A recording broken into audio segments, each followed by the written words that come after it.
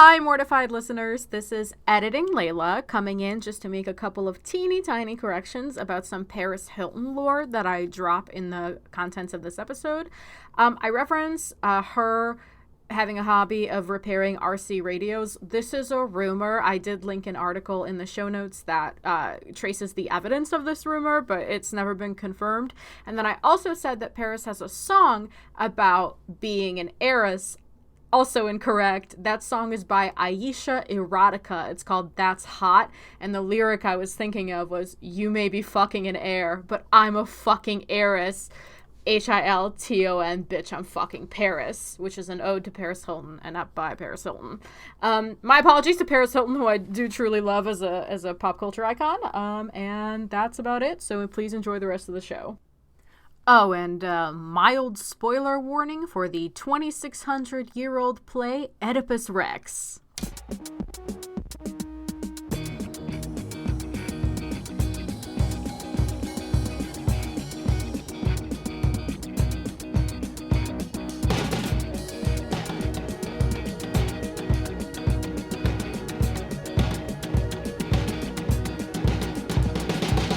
Welcome to Mortified, the Friendship Quest, a podcast where two long-distance friends bounce media recommendations, all in hopes the other will like it. I'm Aaron. And I'm a repossessed spleen. And this week, we enter the goth zone with Repo, the genetic opera. Before we become forcible organ donors, remember you can help us on Mortified the Legitimacy Quest by subscribing to us on YouTube, iTunes, or Spotify, signing up for our monthly newsletter through the link in our show notes, or following us on Twitter and Tumblr at MortifiedPod. Leyla. Aaron. We have some explaining to do. Oh, do we? So we got really excited last week because we were supposed to today talk about the 2015 film starring one Mr. Hugh Jackman, favorite of the pod, long time, just like mascot of Mortified, Hugh Jackman. But you watched it earlier on this week and discovered that it is wildly racist.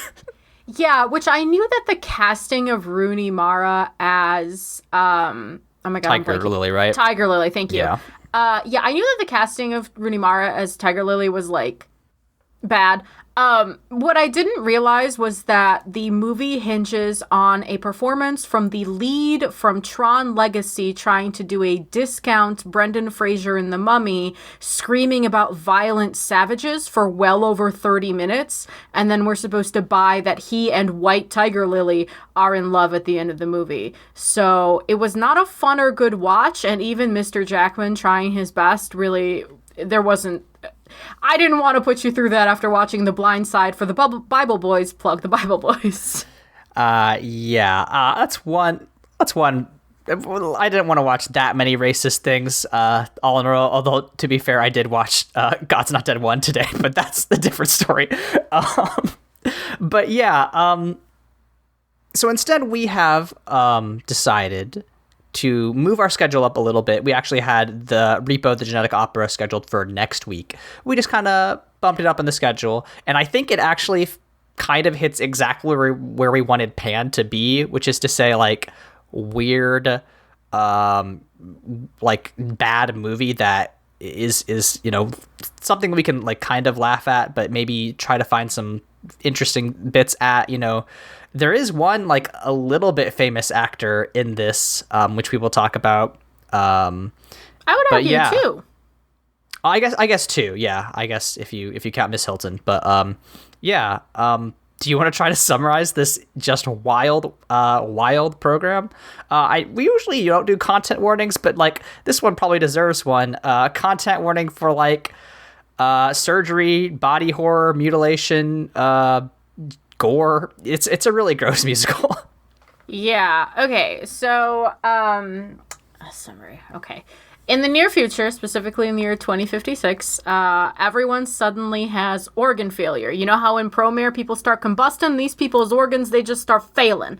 Roddy Largo founds the biomedical company GenCo, which basically sets up like a lease system for organs. You go and get your organs from GenCo so you can live, but then you owe them massive sums of money. And if you don't pay, you are subject to repossession, in which the repo man will come and fucking kill you and take your organs back, which, Aaron, I have some medical questions, but we'll get to that. Okay.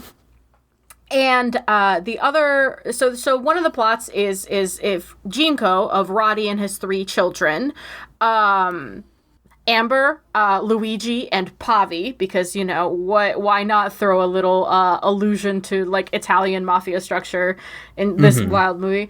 And then one of the other stories is of a young girl named Shiloh who is suffering from a blood disease and is not allowed to go outside. After getting a little bit of Shiloh's backstory, we learn that her doctor father, Nathan, is actually the Repo Man. And he thinks that he killed his wife, her mother, when in reality, it was an act of jealousy from Roddy, who now employs Nathan as the Repo Man, basically by blackmailing him and saying, like, hey, I got you out of trouble with the cops, and I'm not telling your daughter that you're out there murdering people. So Roddy does receive the news that he is dying, so he has to decide who GenCo is going to go to, and his 3 children are fucking losers, and he hates them. They also have this, like, every time, all the children's songs, one of the children, by the way, Amber, played by Paris Hilton, so it just great. And they each have, like, a gimmick. One of them is addicted to surgery, Paris Hilton. One of them is just, like, hyper violent and daddy's little monster, but he's a man, so it's fine. And then the other one just wears a face mask all the time because he can't stop changing faces. And they're all useless, so dad doesn't want to give them anything, and so he instead reaches out to Shiloh, who he feels like should have been his daughter. And then basically Shiloh goes on this whole adventure where she meets up with Roddy, and then she meets up with this singer of the actual genetic opera named Blind Mag, who is technically her godmother, and gets roped into this scheme where Roddy's like, hey, I will cure your blood disease, and I'll give you all of GenCo. All you have to do is bring me the traitor, the Repo Man, because Nathan is supposed to repossess Blind Mag's cool hollow eyes, and he won't do it because she was his dead wife's friend. So in the climax of the film, Shiloh bashes her dad over the head with a shovel, and they have this whole showdown on a stage where Blind Mag gouges her own eyes out and then gets impaled on a fence. Nathan gets his thigh sliced open. There's like a big murder show. Everyone gets shot. Roddy shoots Nathan, and then, you know, Shiloh basically says, like, I don't want to be bound to this legacy, and with her father, after her father dies in her arms, she leaves. In a post-credit scene, it's revealed that Amber, Paris Hilton, takes over GenCo after her father's death. And I haven't mentioned it because it's just kind of like the narrator, but there is also a grave robber who pops in and out every once in a while, and he's like a cool drug dealer, and he saves this movie from itself all the time. Yeah. Is that it? I mean, yeah, like, you made it actually so much more comprehensible. Like, listening to you make that explanation, I was like, oh, this makes sense. When in reality, watching its execution, it was so much more disjointed than that. Yeah, I mean, like, also, when this movie says it's an opera, it means it's like, they don't stop singing. Yeah, like, there are, like, 60 songs in here, and then there are, like, 10 cut songs, so it's just wild. Yeah, which is hard to believe because I would have cut some more. Leyla, shall we start with the characters just to do a little bit of a, examination of how we felt about them? Yeah, how did you not recognize that the girl who plays Shiloh was Carmen from Spy Kids? It's been a long time since I saw Spy Kids, in my defense. I knew I saw her face somewhere, and it bothered me for like 5 minutes because I was really determined not to IMDb in the middle of the movie. But I was like, oh shit, that's Carmen from Spy Kids. Yeah, no, she was great for what she was given. I think she tried really hard. But yeah, I mean, I think straight up, like, Shiloh is supposed to be the main character and also has zero agency except for at the very end, which, like, it's a thing that happens to basically, like, every third woman character in most media. But, like, her singing is, like, okay. Like, I didn't think it was especially bad. There were some songs that I thought were pretty good. But yeah, I mean, she's just like a weird goth chick who, you know, has a cool blood disease and, you know, hates her dad. And, you know, like, I get it. You know, that's what being a teenager is like, I guess. I don't know. I think it was a criminal waste of her talent, frankly. She is, first of all, if I had seen this movie with, as my friend pointed out that Griffin McElroy said, the wide open eyes of a teenage goth in the year that it was released, I would have been dressing up like Shiloh all the time. Like, that genuinely is what I wanted to look like in 2006 to like 2008. And you mentioned you owned one of these like portrait ass necklaces, apparently. Yes, they were like sold at Hot Topic all over the place. And I definitely owned like a Victorian like bust portrait necklace. I forget, they have a name. I'm blanking on it. What was in it? Like, what was the portrait of? It's just a lady. It's the aesthetic. Just a random lady. Okay. It's the aesthetic. Man, I was really not as emo as I thought I was in middle school. Emo and goth are not the same things. Do not conflate No, they're them. not. But I did not see any of those at my local Hot Topic. Yeah, so I believe I got mine as a gift from a fellow goth. But yeah, so I honestly, like, in terms of the singing, I think the best singer of the lot was probably the guy who played Nathan. I'm blanking on his name, but he played Giles in Buffy, which I'll probably call him Giles a bunch. And Paris Hilton, who actually had a little bit of a music career at the time. But regardless of anyone's, like, vocal chops, the mix in this movie was just deeply unflattering. Yeah, I mean, they are all trying to sing, and, like, you know, I don't think any of the singing is especially good, except for maybe Mags at the very end. But yeah, no, you're right. The audio is largely, you know, sabotaging itself. Yeah, which we'll come back to. We will come back to that. The big bad, Roddy Largo, you know, he's a genetic, you know, he's Jeff Bezos meets fucking, I don't know, organ salesman. Like, how did you feel about Mr. Largo? Not very strongly either way. He was fine. He was very generic. Yeah. Yeah. He did his job. Yeah. He was fine. How do you feel about Dad / Repo Man? Oh, God. I have nothing kind to say about the character. I thought the performance was doing its best.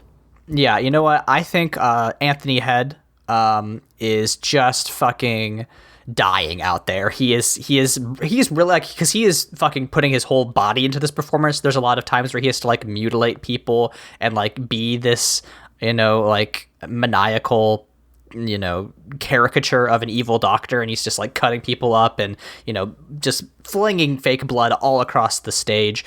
But, like, despite all of that, like, you know, he tried so hard. We have to give him credit for that. But, like, his character fucking sucks. He's not. I've been, like, I keep bringing up in every podcast I do. I've been trying to work on this outline for a new book, and in doing so, I've been working on 3-act structure. And there's one in particular 3-act structure, website called Save the Cat, which I've been using to help format my book. And the title of that, Save the Cat, comes from the literary, film writing notion that if you have a character in the first act that is, like, kind of unlikable, or, like, even just, like, not very interesting, you have to have them do something like save a cat. So that way it's like, okay, maybe they're kind of an asshole, but they do really mean well. And they don't do this for Nathan. The only thing we get is that how he's, like, really sad about how his wife died, and he thinks he cares about his daughter, but, like, that you can't pair that with literally locking your child in their room. Like, it completely cuts the legs out from under it. And it's like, well, I have no emotional connection to this man. I hope he suffers greatly. Yeah. And I mean, like, Save the Cat too is a little bit of a nuanced concept even in and of itself, because, if you save a dog, everybody likes dogs. You know what I mean? Mm-hmm. So it's like, oh yeah, of course everyone would save a dog. Saving the cat involves, or automatically implies, like, a little bit of extra effort on that character's part to save something that is perhaps occasionally maligned, Like, you know, like, I'm also working on a project, and the whole point, like, the villain character in my project is already dead when the story starts, but she stays the villain because she has like she leaves a legacy of bad things. And I very purposefully never show her saving a cat or like doing anything like that. And part of her legacy is leaving a character who comes off initially unlikable as like one of her progeny, and one of the first things he does is save someone else, and then he continues to be unlikable for a while. And so, like, you need to do that, but Nathan, we never see him save or spare or give even like a kind death to any of his Repo victims. Like, he kills everybody as violently and as cartoonishly as he can with no regards to how much pain they're feeling. Even with Mag, all he says is that, like, I won't do it. That's it. And you know, we never see him treat a child with kindness either, because he's literally poisoning her in order to keep her locked in his house. Yeah, so this is a plot point that is revealed in the last 10 minutes of the movie. But like Mag, or Shiloh's blood disorder is actually just him poisoning her medication, which is just wild. Just a terrible choice in my opinion. Which, like, now that you say that out loud, doesn't that undermine her taking her agency away from her quote-unquote genetics at the end of the movie? Can you elaborate on that? Well, because she walks off the stage and she's like, I'm going to build my own legacy. Like, I don't care what my genetics are. Mm-hmm. Wasn't her whole entire song about hating her genetics because she inherited her mom's blood disease, which she actually didn't? Yeah, but I guess, like, in that context, it's like, you know, even though my dad was... and my mom had a terrible life, you know, it's like, you know, what happened to your family and who they are doesn't influence who you can be, which is, I think, we'll talk more about what this movie is trying to say, but yeah, it is a confused messaging regardless. Yeah, Nathan sucks. Whatever. Yeah, fuck this guy. We'll talk about him in a bit. He has a dead wife named Marnie. Her purpose is to die and motivate every other character in this movie, so, Though, Aaron, if I meet an unfortunate and untimely death, I would like you to at least facilitate either yourself or someone else in my life to get holographic eyes that play like my voicemails as a projector. That would be cool. Yeah, definitely. I will. Yeah, I'm going to actually DM both Marty and Ange right now and see if we can. Oh, like... Ange would do it. Yeah, for sure. Yeah, that's the only cool thing about her, is that Mag, who we're about to talk about, has her memories, her dead friend's memories in her eyes, which is cool. Mag's an opera singer. She, Shiloh's in my opinion, yeah, she's got Shiloh's godmom. In my opinion, has the best, like, you know, from a technical performance level, like the best singing in this musical. Well, Sarah Brightman's like a singer. Oh, okay. Yeah, I didn't know that, but makes sense. You can tell. Yeah, she is a weird character. I mean, what is Mag's purpose? You know, what does Mag do to help move the story along?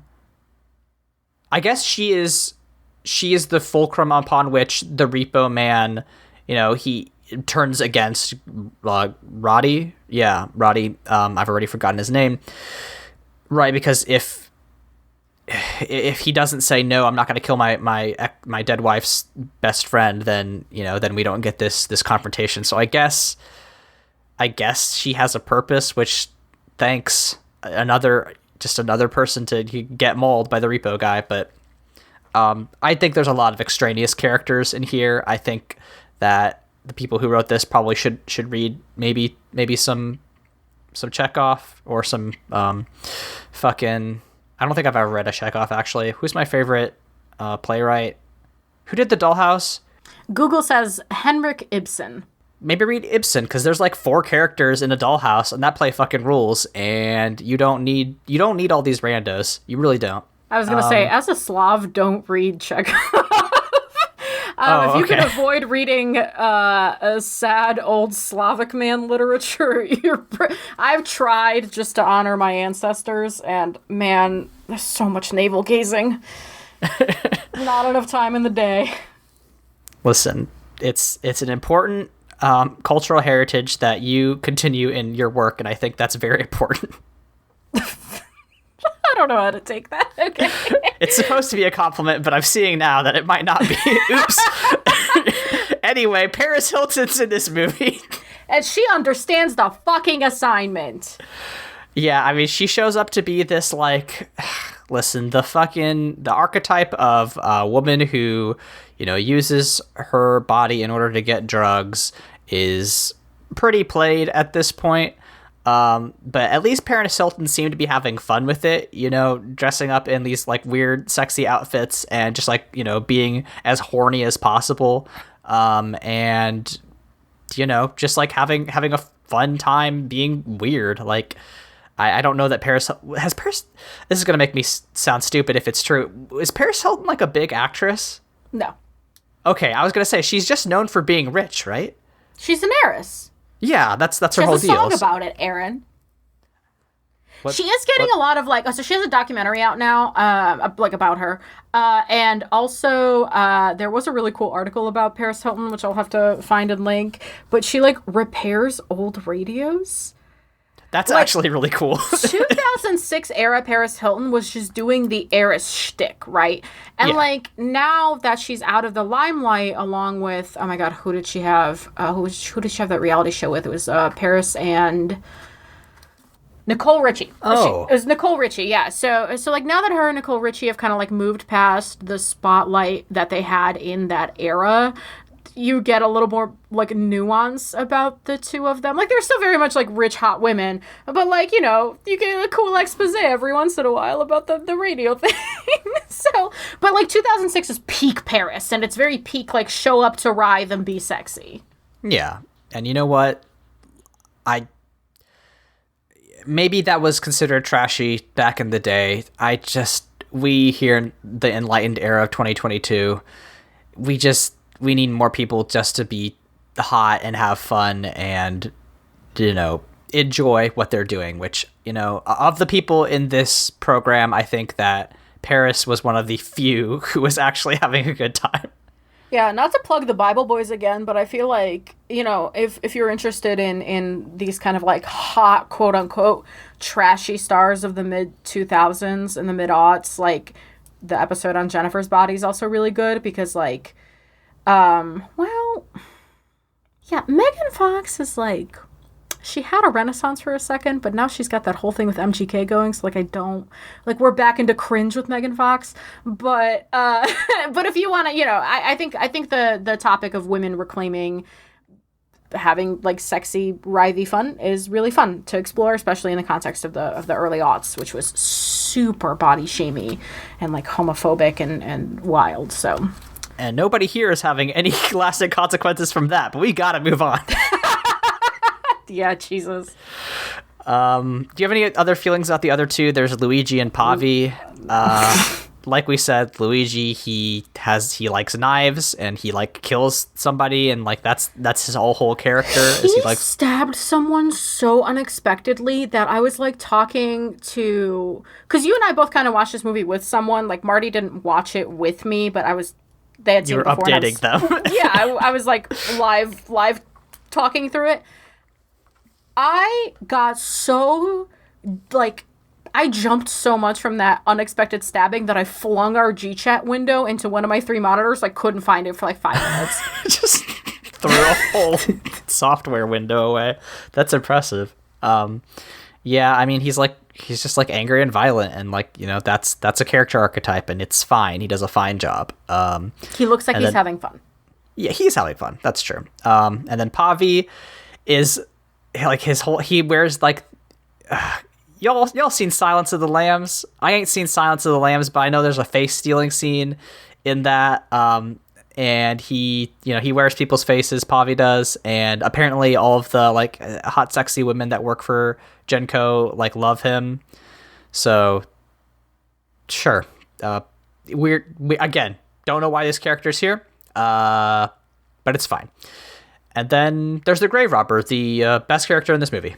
Yeah, he's the narrator, and he has a drug empire, and I think he's cool. Yeah, he knocks a wall down with the corpse at one point. It fucking owns. He uses it as a battering ram. I thought, yeah, that really sets up the kind of world you're in for, because it happens in the opening 10 minutes of the movie. No respect. We're going to talk about some of the songs here. We're not going to do the thing that we normally do, which is run down which songs we liked, because those are few and far between. Yeah, yeah. Speaking of the grave robber, things you see in a graveyard. So this is the thing that comes right before the grave robber knocks down a wall. Actually, yeah, it does, because he's singing the song. But things you see in a graveyard is kind of the opening, introducing the world of Repo. We get Shiloh sneaking out, and she's catching bugs. I was like, oh, that's a fun, weird thing to have your protagonist do. She's in a graveyard catching bugs, sitting at her mom's tomb. Okay, yeah, this is gonna be goth as hell. So I this set me up for I thought I was gonna have a good time. It was a steady downhill decline from here, but I thought it was cool, and I liked the grave robber was in it. He was weird and singing about how he's stealing surgery juice from people's noses. Yeah, that's Zydrate is a painkiller that you can only get from dead people. That's a crux of this film that I did forget to mention. A caveat for this part of the discussion, in the sense that all the songs flow into one another, so a lot of them are our best guess at the song we're trying to talk about. So if we get a title wrong, we're sorry. And I say that because we're pretty sure that the Sad Dad song is Legal Assassin. We're pretty sure, but we're not sure. It makes sense based on the breakdown in the plot, but we could not tell you truthfully. This song is basically just man walks around his poorly lit house and sings about how his wife is dead. Yeah, and then it turns into the reveal of him being the Repo Man. So, did you feel anything during this for this man? I felt a little annoyed. Yeah. This song is not effective. No, you don't.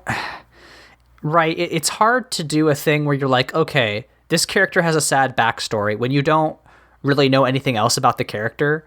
Also, when it's preceded by him locking his daughter in a room. You have to earn the sad backstory. You have to, you have to show why this matters. This is a very tell-heavy song, and God knows I love to tell, but this is where that advice really does come into play. You have to get the audience invested in the character. Which, this movie already has a kind of cool telling mechanic, which is they'll cut to, a comic book style, a vignette of something that, if they need to talk about some history or something that happened, or sometimes if your assassin's doing a bunch of killing and you can't afford the fucking special effects, you go to the comic, which I thought was cool. I liked that a lot. That was great. I thought that was excellent. But it was just weird that they put this song in there, and it's truly unearned, and then it doesn't earn ever. It's not one of those things where it's a sad dad song or a Repo song, and then you're oh, this is what they were hinting at, and he's so sad and has such a burden. You're wow, this character only gets worse. Yeah, it's this is the best it gets, unfortunately. Yeah. Because characters only get more complicated as stories progress, which is, it's bad. Unless you're Amber and you just show up to Rive. Yeah, and you know what? Thank Christ for that. Infected is Shiloh's song where she talks about her blood disease. And it did have one of the few lines in this musical that did make me jump and be this is actually great, which was she looks at a portrait of her mom and she says, thanks mom for the blood disease or something. It's really, really funny. Mother, can you hear me? Thanks for the disease. She just yells angrily at the portrait of her mom, and it's hilarious. And I was like, oh, this is actually going to be a good movie. Again, I was sorely disappointed. Yeah, I mean, that was the same. I had the same feeling where I was okay, this could rule. This, I like the kind of gothiness of this. I love this teenage rebellion vibe, which pays off again in 17, which we'll talk about in a second. But every one of these songs, with the exception of Zydrate Anatomy, just I don't know if it sets off what it's trying or accomplishes what it's trying to accomplish. Yeah, no, it's very difficult. Oh no. What? I have bad news about Zydrate Anatomy, but first, before we get there, there's a weird thing where there's a scene where Roddy is driving Shiloh in a limo, and they're like doing the singing thing, and like, Leyla, can you explain what happens? Okay, so when the camera's inside the limo, it sounds fine, right? It's just a singing scene. And then for some reason, the camera goes outside the limo, and then they muffle the singing to make it feel like you're outside the limo. It is the strangest audio choice I've ever fucking heard in my life. There's a song being muffled in and out for a cut. Yeah, it's very strange. Leyla, I have just sent you a screenshot of the official Genius like description of Zydrate Anatomy. Can you tell me what's wrong with the letters in Anatomy? I might be wrong. We might have to cut this bit out, but I think I'm right. What is that? Okay. Are they Cyrillic? See what I do? You see how I almost said P? Because that's a Cyrillic P, but people use it as an N. Yep. The N is definitely. What the fuck is the M? Yeah, because I mean, like, Cyrillic T and English M are the same thing, but like I've never seen it typed like that. What is that? I have no goddamn idea. Shit? Like, what's happening? It's just an E that fell over. Listeners, in case you need a little bit of backstory for what's happening here, one of my pet peeves that drives me to fucking violence is when people try to spice up their titles and shit written in English with Cyrillic characters in Cyrillic fonts, and it confuses my brain and makes me feel like I'm having just a tiny little bit of a stroke. So, yeah, please don't do that. Yeah. Out of your respect for your Cyrillic reading co-host. Yeah. I just had to bring that up because I was like, oh no, Layla's going to have thoughts about this. Dang it, we blinded the only good song in the movie. Zydrate Anatomy, and I think it says something because we did just talk about how none of these songs accomplish what they set out to do. Zydrate Anatomy doesn't set up to accomplish anything. It's a showpiece. Yes, and it rules. And it's a fucking Amber shows up in a dominatrix outfit and gets stabbed in the inner thigh with a fucking drug gun and then just writhes. It's great. Yeah, it's really horny. Basically it's the song about how Zydrate, this drug, makes you feel good, and it's why Amber loves to get drugs. And it comes in a little glass vial. A little glass vial? A little glass vial. And the little glass vial goes into the gun like a battery, right? A battery. And then the Zydrate gun goes somewhere against your anatomy. Your anatomy. And when the gun goes off, it sparks, and then you're ready for surgery. Like, that's it, basically. And it rules! Yeah, because it has that cadence, and, like, it's very silly and fun. Like, that's why that song kind of kicks ass. Like, the content is, abhorrent, right? It's about how Amber is addicted to getting, like, plastic surgery or just surgery in general. It's really stupid, but, like, that song, that cadence, like, and just the performance in which it's delivered is really fun. And, like, if I basically, when I was looking up on Tumblr stuff about Repo, I was like, oh, yeah, this is the only song that anybody likes in this musical, which, like, thank God. Yeah, because, the rest of them... Well, speaking of the rest of them, yeah. You made a note about Chromaggio, which I thought was really funny, which is like the Sarah Brightman genetic opera song. She just sings it in Italian, which is that your wife said that the only reason you like this song is because it's an actual Italian. Is that true? It might be. I mean, it might just be because Sarah Brightman's clearly a very talented singer, and I was like, oh, this is like very good singing, and like I don't trust, like, at this point, like, deep into Act 3, like, I did not trust the writers of this musical to, do anything with the lyrics because, I'm a lyrics guy, listeners. I love when lyrics do something interesting. I really need them to rhyme for it to work with me. That's why I like Imagine Dragons, because I'm a fucking simpleton. But the ways in which these lyrics were so, like, lazy and sloppy really, maybe it's a formal thing. I don't really have enough training to really have a truly informed opinion about that, but I felt they were very sloppy and like a lot of slant rhymes or like rhymes that just didn't, have a pairing. They didn't rhyme. And I hated it. So I was really nice to be like, I don't know what the lyrics are here. There's just like a very talented singer, and this is great. This is, 3 minutes that I don't understand the language, and I appreciated that. And then at the end, she's like, you can't have my eyes. I'm going to gouge them out. And then she does the Oedipus thing and gouges her eyes out. And it's spoiler for Oedipus Rex. Sorry. And then, well, we'll put that on the top of the episode. Yeah. And then, Roddy cuts like the harness that she's hanging from, and she falls and it gets impaled on like this prop fence thing. And it's really gory and so much fake blood.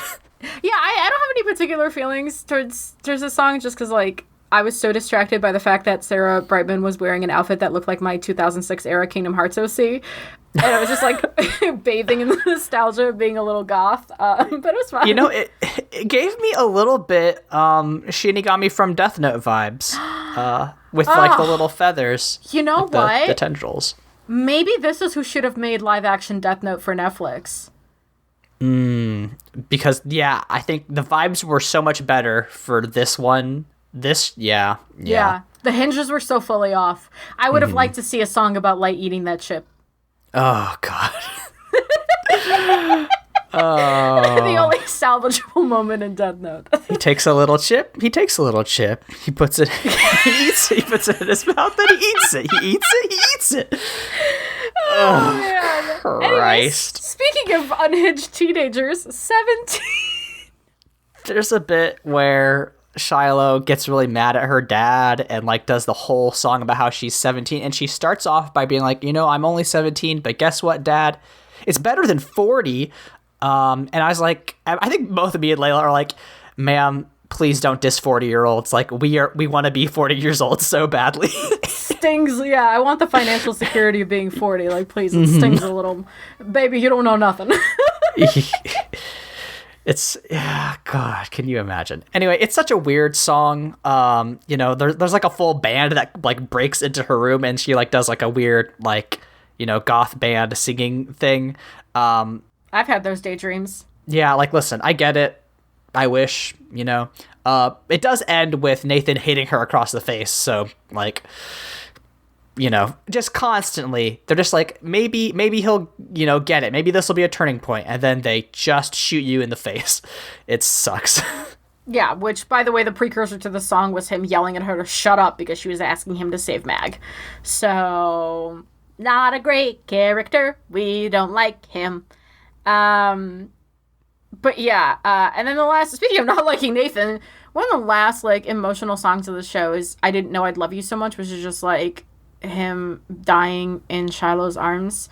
I know we're supposed to feel something, and Aaron, you made this note, and I feel the same way, but like, or did you make this note? I might be dreaming. But like, usually content of like parents being really nice to their kids like really gets me.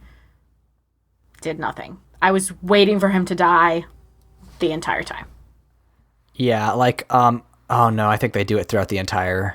I just looked up the lyrics for this, and I think they do the Cyrillic thing throughout the entire album. But anyway, yeah, like, listen to our fucking Twisted episode. You can hear me being like, oh, a man who loves his wife and cares for his child. Like, that is laser targeted at me. And like, this just was not affecting me in any way because Nathan sucks so bad. Also, just the lyrics are just terrible. It goes like, but I didn't know I'd love you so much. I didn't know I'd love you so much. I didn't know I'd love you so much, but I do. Like that's like maybe 80% of the lyrics, and it's just terrible. And they try to do like, so they sing it at each other, like going back and forth, and then of course they sing it together in harmony, and then of course they repeat it, and then Nathan starts to kind of drag to show that he's dying. So it's like very elementary. Not that elementary is bad, but like songwriting 101 for like musicals to do that, to show a relationship between characters musically. It did nothing for me. It did nothing for me. And it's just like, how did you write such an unlikable dad? I am on this podcast in multiple episodes thirsting after fathers. it's your whole thing. You gave me a man that has a daughter that looks a little like a bird and is like a little dweeb and in a camp movie, and I wasn't hot for him the whole time? How did you goof this? You fucked it up real bad. Ugh. Speaking of camp, I think that's an interesting transition to one of our talking points, because I was talking with my wife, and we were like, okay, this is very similar to, a camp, legend, Rocky Horror Picture Show. And I was like, maybe I don't like Rocky Horror very much. Like, I don't either. Oh, wow. Okay. We are really doing some hot takes today. But like, I was like, maybe that's because, this is of the same genre, but like, I also didn't feel like this was as campy. I'm also, I'm not really the kind of person that can define camp. But I would say this is much more pulp. But you disagree. Can you define pulp for me? Because like pulp is one of those things I don't have a good grasp on. Good. Yes, I pulled it up on dictionary.com minutes ago. Great. Pulp fiction is fiction dealing with lurid or sensational subjects, often printed on rough, low-quality paper manufactured from wood pulp. So like literally referring to like a style of books or, like comics, I would assume, that have a lot of gore, which like, maybe that's like literally exactly what this is aiming for. Yeah, I think this can be both pulp and camp. I'm not really familiar. Can you explain your camp thought process? It's just like, oh man, it's so hard to explain camp. It's an energy. Camp is an energy. Camp is like, you can't intentionally make camp. That's the thing. Camp has to like, camp is organic. Camp is a vibe. Camp is queer and kind of like sexy and not digressive. What's the word? Transgressive? Transgressive, and like that's what this is. Like everyone's dancing and writhing and there's blood and no one's trying to make the blood look real. You know what I mean? Everyone's singing and the outfits are camp and Paris Hilton's running around in like a Marie Antoinette tutu get up for a second. Like it's really not trying to make any sense. It's just trying to go for a vibe, and the vibe is campy. Like it's hard to explain. Yeah, I guess I just associate camp with stuff that's a little bit more fun. And camp can be gory. Camp can be gory. Camp can be dark. Okay. I defer to your expert judgment. But I just did not see anybody having fun that I associate with camp in this movie. Camp is big. I think that's like a good, and this movie was really trying to be like big. That's true. Okay. That's fair. Yeah. But aside from being big, like what is this film trying to do? I reading through the Wikipedia, apparently this was inspired by, the writer, his friend got like his was going through like a bankruptcy and got like all his stuff repossessed. Darren Lynn Bousman is the director. And he basically was like, hey, what if they could take your organs? What if they could repossess your organs? Wouldn't that be fucked up? And like, when that premise was first announced, I was like, oh God, did I write this? Because my first published short story is about, a insurance company that keeps you alive after you're dead, to keep, working off your medical debts. And like, I was like, oh no, did I do the same thing as Repo in the GenCo opera? And like, a little bit, but not really. And so like, I get it. I can't really, make fun of the impulse. That's like, oh, it wouldn't be so fucked up if a medical company could do something to you, like take your organs, when I've done something very similar. But like, what is the point of all this besides being like, this is big and weird and just completely goth? I was trying to think of what was going on around this time, like in the world, and like the only thing that comes to mind is this was in the middle of like this very edgy goth revival moment, like peak 2005 to like no 3 to 9, I would say. It was just like peak, everyone's wearing those like portrait necklaces and the fishnets and the trip pants, like the aesthetic was in its peak. But also this was the year Obama got elected, right? So we're talking like right before Obamacare debates, like, you know, the healthcare in this country was somehow worse than it is now, you know, like, so it doesn't surprise me that this movie came about out of an edgy line of thinking, that kind of aligns with the mood in the country at the moment. But I don't know what it was trying to do. I mean, I think we can see hints of what it was trying to do in, you know, like how much time it spends on Nathan and his relationship with Marnie, and like, you know, how everything ties back to Marnie, and like how, you know, they're trying to do something with like, oh, because of this one person and the ways in which they loved her, you know, they are willing to do a bunch of weird other shit. But like, because Marnie's dead before the show begins, because they are so mixed in their messaging, like it is really hard to say what Repo, you know, what the message of Repo is, because like in the end it comes down, like the final message is like, oh, your genetics don't determine your future. You know, to quote Mewtwo, the circumstances of one's birth are irrelevant. But like, because of all the weird, it is so muddled. You really have to fucking, you know, if it's like pulling a fishing line through like, you know, a bunch of reeds. It is so hard to get there. Have you tried to do that? Yeah, I'm a country person, actually. Oh, okay. My grandfather had a farm. Okay, country boy. Never guessed that about me in a million years, but that's true. Okay. Yeah, there is a part of me that wonders, like, if we're discussing this too seriously. But on the other hand, like, this wasn't fun enough for me to not take it seriously. You know what I mean? Like, when we have a mild spoiler for our programming, I guess. We do have Godzilla vs. Kong on our slate for next month, which I'm very excited about. Aaron and I have been dying to see this movie, but like it came out in peak pandemic and we just like couldn't go see it. Those movies are like big, bombastic, fun. I saw the fucking, I was gonna say the Mothman one. Nope. The Mothra one. Yeah. That came out a couple of years ago. But, you know, I went and saw that in theaters. That movie doesn't make sense. No, it's very stupid. It's the stupidest movie I've ever seen. Fun, though. They fridge Mothra in it for some reason, but you know what? Whatever. She comes back. It's fine. She comes back. Fun, though. It is fun. Big, bombastic fun, though. And, like, I find that I love a bad movie. I love a garbage movie. Like, you have yet to see F9. I'm waiting for the day. F9 doesn't make any fucking sense. But the fact is, it's so goddamn fun. It just, like, distracts me from the bullshit.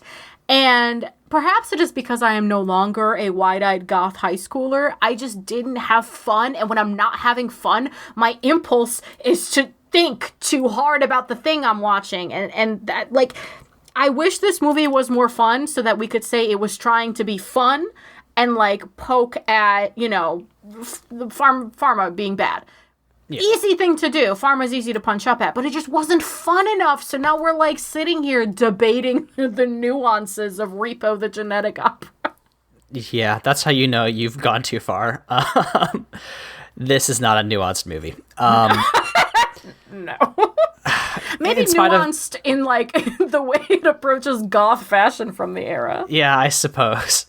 But, you know, in spite of all these criticisms, it is trying something new. It is of that, you know, pre-franchise era that, you know, watching this movie made me question. I was like, is this so bad that we just have the same Marvel movie coming out every year? Is that really worse than this? And like the answer is like, yeah, probably. That's tied up in monopolies, obviously, but like, you know, like how do we feel about a movie that tries a lot of stuff when it just completely falls on its face at every venture? Well, I don't know. I want you to follow that train of thought for yourself for a second there. Like, you know, this movie isn't necessarily like a great time for us now, but you know, do movies like this need to exist for better, more refined takes on the same ideas to come later. Because have you seen the first Thor? Oh yeah, no, that one is not a very good film. That's a bad movie. That is a bad movie. That is not a good movie at all. But now we have Thor Ragnarok, which, listen, I don't even like Marvel movies. I fucking love that movie.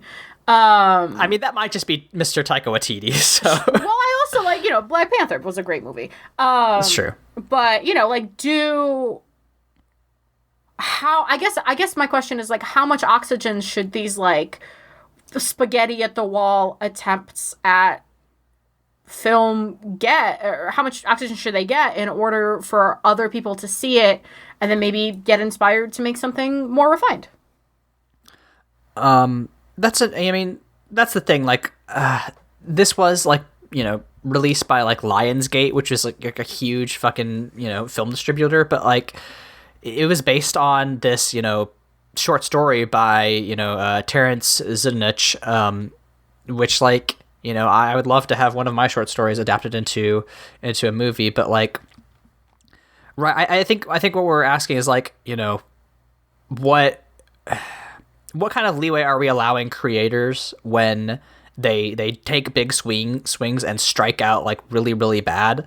Like this is almost a forgiveness. This is almost a conversation about cancel culture, honestly. In that like, like fucking M. Night Shyamalan, right? For a long time, his name was synonymous for being like the twist guy who always had a very stupid twist at the end. Like, how much are we willing to judge somebody based on a single right flop?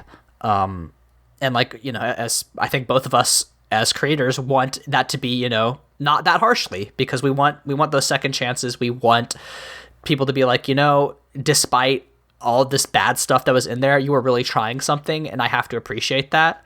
And that's the thing. Like, I guess like I don't think I have to frame the argument as if like you can either only get Repo or you can only get Marvels. Like, I think that's, it's a thought exercise, but not really one that we need to engage in. I think the answer is like, y'all are on thin ice. There's some, we didn't talk about the genetic shit in this. There's a bit where they're like, oh, you can change your race, and it's like, okay, now we know that only white people wrote this, because that's a very thorny subject. Or like, the inclusion of these Cyrillic letters in their track listing. Like, I don't trust these people, but I am willing to see, like, there is stuff in here, right? Like, that's what we said. Like, I would love to see them take a crack at a Death Note or something with a similar weird vibe, right? I am always wanting to extend, especially to, I hesitate to give them the title small creators, but this started out as a much smaller project than it turned into, I always want to give people the benefit of the doubt when we can. I mean, Mortified's history is just in the episodes that we released and cut in the sequels. We are trying to not come down too harshly. I think we can judge people's work harshly without saying that, like, and then now they're irredeemable.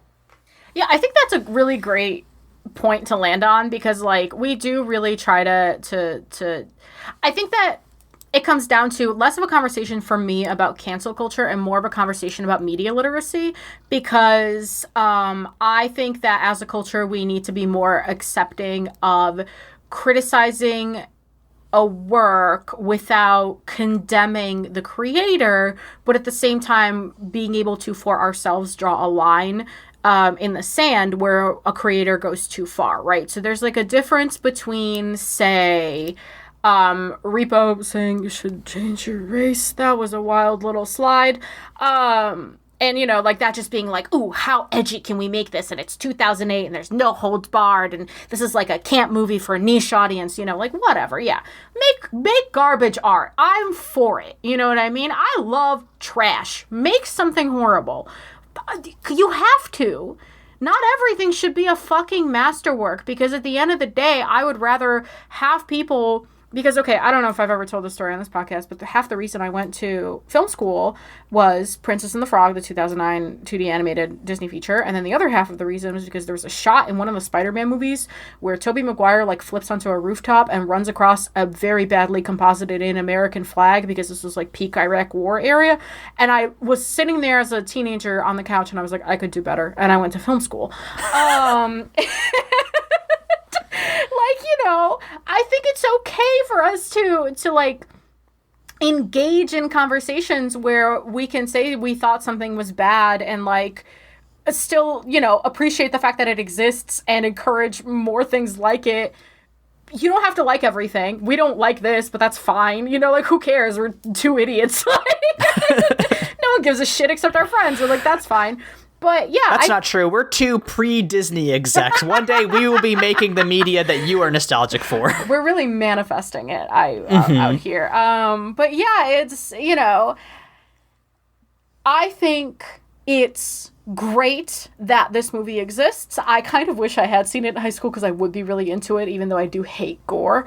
Like, it makes me very squeamish. But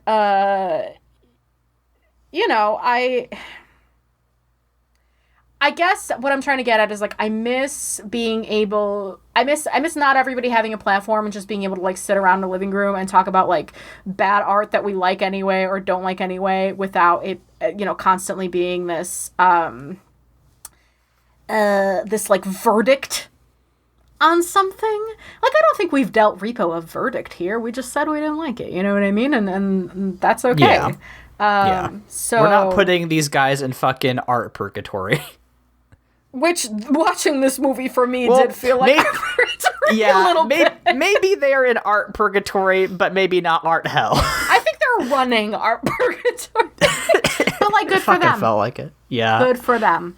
Yeah. Someone's got to be the fucking ringmaster at the circus. Yeah. Which, speaking of camp, excellent Britney Spears music video, Circus. Yeah. I wish this was more fun and more camp and wilder, but because it wasn't, I was stuck feeling like this is just a bad movie with good moments, and I think it's important to acknowledge that doesn't matter and more people should make bad movie with good moments. I think this film was just the right amount of, like, weird and just completely, like, off the rails that we couldn't not talk about it on Mortified. It's extremely our brand, so I am glad that we had this conversation.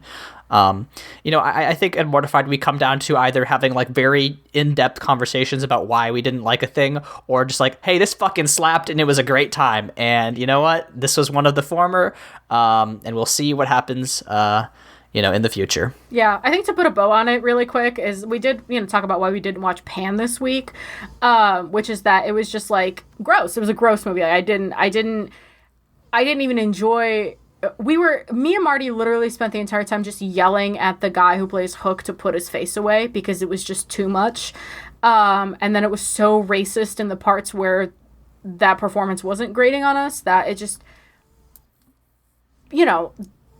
that felt like a corporate attempt at making art that was, like, also sequel baited, and it was bad art on a very large budget, a very corporate level that felt like it had no love in it at all. Repo was a loved project. It had a lot of love in it, and I think that at the end of the day, I would much rather talk about a project I didn't like that had a lot of love in it than a corporate disaster that was also incredibly racist. Amen. If you have thoughts on Repo and the Genetic Opera, please give our hotline a call. That's 775-573-8882. And we would love to hear your thoughts on this wild musical. I'm very interested if you've had an experience with it when you were a little high school goth and how that felt for you. Tell me about your goth experience. How did it warp your psyche? Leyla, when we are not having these kind of in-depth conversations about media, where else can we be found on the internet? At LEYLSES on Twitter, Tumblr, and Instagram. Just working on my webcomic. Also, partially working on a very long video essay about an old video game, so maybe tune in for that. Aaron, what about you? You can find me on Twitter at AaronSXL, where I talk about health, politics, and tabletop RPGs. I guess I'm also making short videos now. I'm reviewing tabletop games, I guess. So if that's something you're interested in, follow my Twitter. I also do another podcast, the aforementioned Bible Boys, at the Bible Boys on Twitter. We will be talking about the 2018 Mormon queer youth documentary Believer, produced by Dan Reynolds of Imagine Dragons. So I'm very excited about that. Cannot wait for that. Our theme song is Obsolete by Keshko from the album Filmmakers Reference Kit Volume 2. You can find more of their music at keshko.bandcamp.com. Leyla, what do we say?